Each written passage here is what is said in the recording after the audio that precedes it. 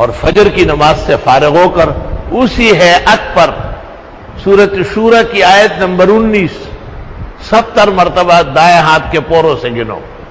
اللہ لطیف بعبادی یرزق من یشاء وہو القوی العزیز. رزق کی تنگی نہیں دیکھو گے. ناغا نہ کرنا، ناغا کینسر ہے. سورج نکلنے کے بعد جب اچھی طرح شعاع پھیل جائے، یعنی دہات شمس،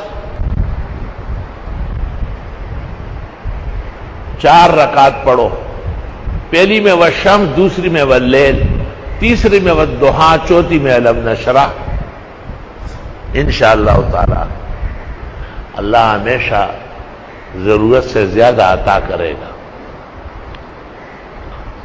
مغرب کے 2 سنتوں کے علاوہ 6 رکعت 2 کر کے پڑھو اوابین. تمام مرادیں و دعا اللہ قبول فرمائے گا. رات کو سوتے وقت سورۃ ملک، الف لام میم سجدہ، سورۃ ملک پڑھو.